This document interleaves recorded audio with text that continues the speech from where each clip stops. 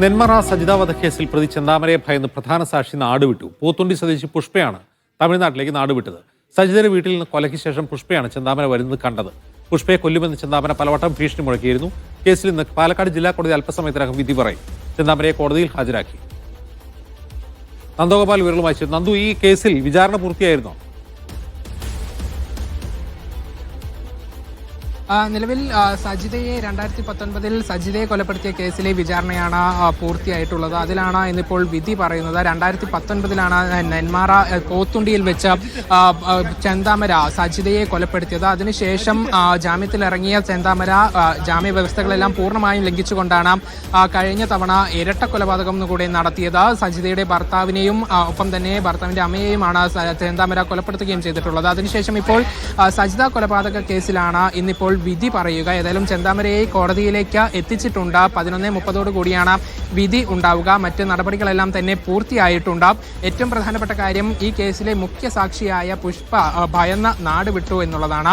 കഴിഞ്ഞ തവണയൊക്കെ സാക്ഷി വിസ്താരത്തിനൊക്കെ ചെന്താമരയെ കോടതിയിലേക്ക് കൊണ്ടുവരുന്ന സമയത്ത് പുഷ്പയ്ക്കെതിരെ ഉൾപ്പെടെ പരസ്യമായി ഇയാൾ ഭീഷണി മുഴക്കിയിരുന്നു. വീണ്ടും കൊലപാതകം നടത്തുമെന്നൊക്കെ ആവർത്തിച്ചുകൊണ്ടേയിരുന്നു. അതുകൊണ്ട് ഭയന്നു പോയ പുഷ്പ നാട് വിട്ടു എന്നുള്ളതാണ് മനസ്സിലാക്കുന്നത്. അതേസമയം കൊല്ലപ്പെട്ട സജിതയുടെ മക്കൾ കൂടെ വിധി കേൾക്കുന്നതിന് വേണ്ടി ഇവിടേക്ക് എത്തിയിട്ടുണ്ട്. ചെന്താമരയ്ക്ക് വധശിക്ഷ നൽകണം എന്നുള്ളതാണ് മക്കളും എല്ലാവരും ആവശ്യപ്പെടുന്നത്. നാടും വലിയ ഭയത്തിലാണ്. പ്രത്യേകിച്ചും അന്ന് ചെന്താമര ഇരട്ടക്കൊലപാതകം നടത്തിയതിനു ശേഷം ആ നാട്ടിലുള്ളവരുടെയൊക്കെ വാക്കുകൾ നമ്മൾ കേട്ടതാണ്. വലിയ ഭയപ്പാടിലാണ് അവിടെയുള്ളവർ. ചെന്താമരയ്ക്ക് ഏതെങ്കിലും തരത്തിൽ ഇളവ് കിട്ടി പുറത്തിറങ്ങിയാൽ വീണ്ടും ഇയാൾ കൊലപാതകം ആവർത്തിക്കും എന്നുള്ളത് നാട്ടുകാർ തന്നെ ചൂണ്ടിക്കാട്ടുന്നു. നിരവധി ആളുകളെ ഇയാൾ ഭീഷണിപ്പെടുത്തിയിട്ടുണ്ട്. ഇത് തന്നെ വിചാരണയ്ക്ക് എത്തുമ്പോൾ മാധ്യമങ്ങൾക്ക് മുന്നിലും പരസ്യമായി ഇയാൾ പറയുകയും ചെയ്തിട്ടുണ്ട്. അതുകൊണ്ട് ചെന്താമരയ്ക്ക് വധശിക്ഷയിൽ കുറഞ്ഞ ശിക്ഷകളൊന്നും തന്നെ നൽകരുത് എന്നുള്ളതാണ് ആളുകളും ആവശ്യപ്പെടുന്നത്. അത് തന്നെയാണ് കോടതിയിൽ വ്യക്തമാക്കുകയും ചെയ്തിട്ടുള്ളത്. ഏതായാലും 11:30 കൂടിയായിരിക്കും ഇതുമായി ബന്ധപ്പെട്ട വിധി വരിക. നന്ദു, ഈ കേസിൽ രണ്ടാമത്തെ ഇരട്ടക്കൊലപാതക കേസിന്റെ വിചാരണ എന്തായി? അതിൽ കുറ്റപത്രം നൽകിയോ? വിചാരണ തുടങ്ങിയോ?